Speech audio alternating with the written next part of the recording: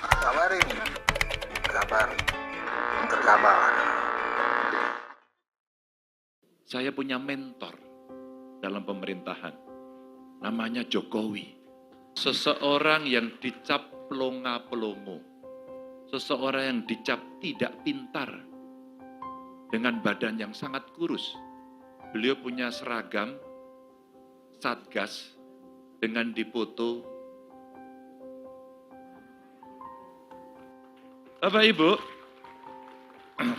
tapi saya terlalu narsis kalau cerita soal masa lalu saya. Tapi saya mau sharing saja. Siapapun punya kesempatan yang sama. Dan ketika Allah memberikan jalan, kalau orang kita bicara garis tangan, itulah takdir yang mesti dilaksanakan dengan baik. Tapi hanya Allah yang tahu, bukan kita. Hanya Tuhan yang tahu, bukan kita. Dari mimpi besar tadi, betul. Saya digembleng oleh partai saya dari PDI Perjuangan, bukan lahir tiba-tiba dalam jabatan publik, tapi harus merangkak dari paling bawah, menjadi aktivis sejak mahasiswa, menjadi aktivis partai sejak mahasiswa, dan kemudian sampai pada titik ini. Saya kira seperti meritokrasi yang ada dalam militer, ataupun di dalam ASN, ataupun mungkin di dalam perusahaan-perusahaan yang Bapak Ibu kelola. Rasanya Bapak Ibu, refleks-refleks politik, refleks-refleks sosial, seluruh pemikiran menjadi terkoordinasi dengan baik karena kita pernah melaksanakan itu. Kecuali kita tidak pernah melaksanakan. Maka, saya punya mentor dalam pemerintahan, namanya Jokowi. Seseorang yang dicap pelongo, seseorang yang dicap tidak pintar, dengan badan yang sangat kurus, yang pada saat mau maju Pilgub DKI, beliau punya seragam Satgas dengan dipoto.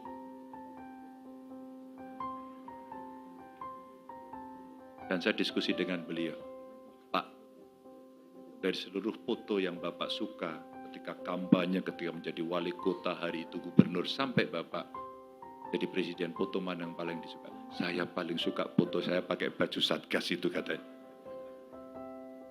Yang saya rasakan Bapak Ibu, dalam kultur kami sebagai orang Jawa, orang Solo begitu, melihat, silahkan hina saya habis-habisan. Silahkan kamu caci maki saya habis-habisan. Tapi langkah saya tidak akan pernah berhenti untuk memajukan negeri ini. Itu pesan dari beliau yang luar biasa. Dan dengan segala keterbatasan beliau dengan stempel PKI pada saat itu, sehingga dia harus kalah dalam beberapa tempat dan kontestasi, tidak ada kata menyerah. Bahkan di daerah yang kalah, cinta beliau diberikan habis-habisan pada daerah yang kalah. Saya belajar Bapak Ibu. Keberanian untuk menunjukkan bahwa Indonesia mesti berdaulat dalam bidang politik, dia tunjukkan wabil khusus dalam politik ekonomi. Semua boleh teriak keras. Semua boleh lantang berbicara. Tapi itu mulut. Bukan pikiran, hati, dan keputusan. Bukan.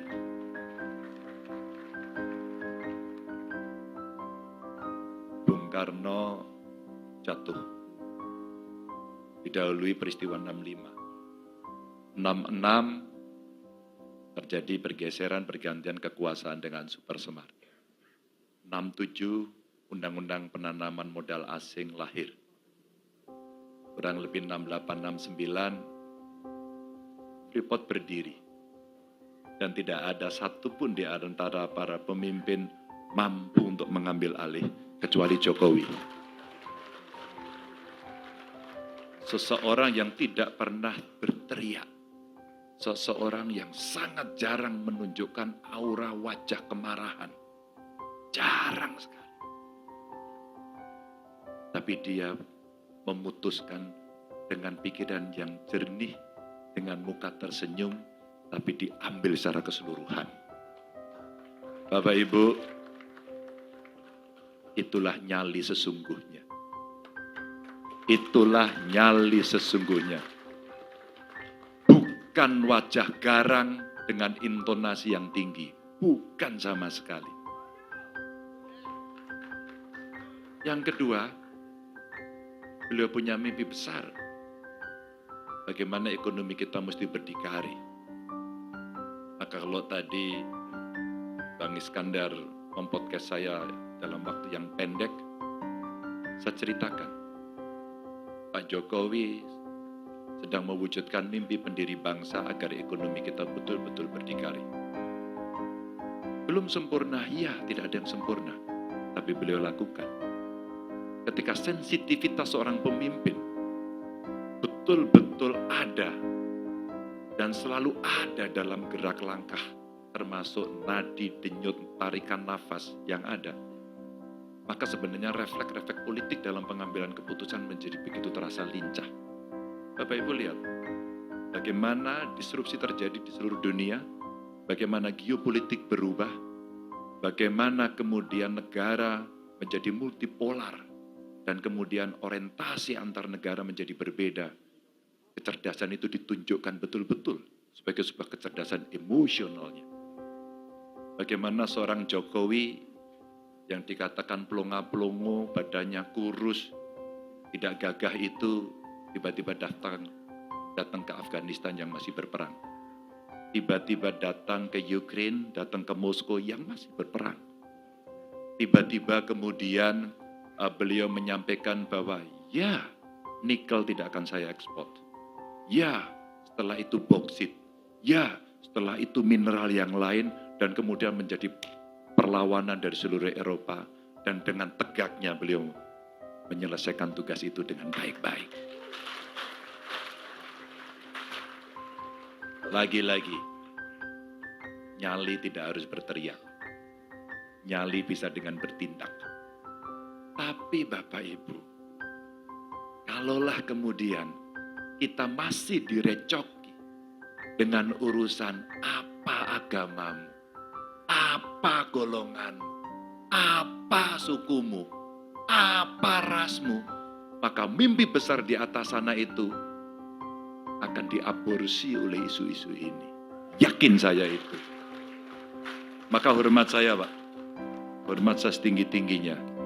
Bapak selalu mengingatkan pada generasi muda itu untuk bisa kita punya bonding yang sama, punya perasaan dan ikatan yang sama, bahwa sensitivitas kita untuk menjaga NKRI seperti deklarasi Pak Agus tadi, itu yang mesti kita jaga. Bapak Ibu yang saya hormati, disrupsi yang terjadi membutuhkan kreativitas dan inovasi. Ekonomi baru mesti ditunjukkan.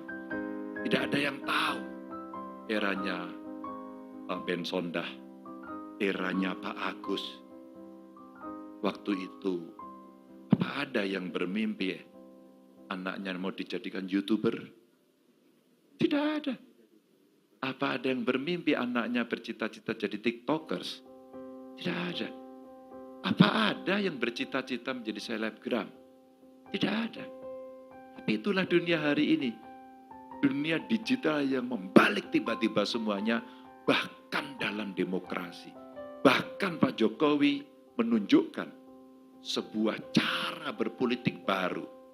Ada partai di sini, ada relawan di sini. Maka Mas Ahmad Basarah inilah yang hari ini menjembatani dari dua kekuatan ini sehingga punya cita-cita yang sama. Terima kasih Mas Bas. Lalu apa yang kemudian akan kita gagas? Bapak Ibu, Mas Iskandar tadi menyampaikan, masih ada orang yang ingin merongrong nilai-nilai Pancasila. Ada, bukan tidak ada. Kita biarkan atau kita lawan? Bapak Ibu yang cerita itu, Bapak Ibu yang teriak itu, maka Bapak Ibu dan kita harus membuktikan itu.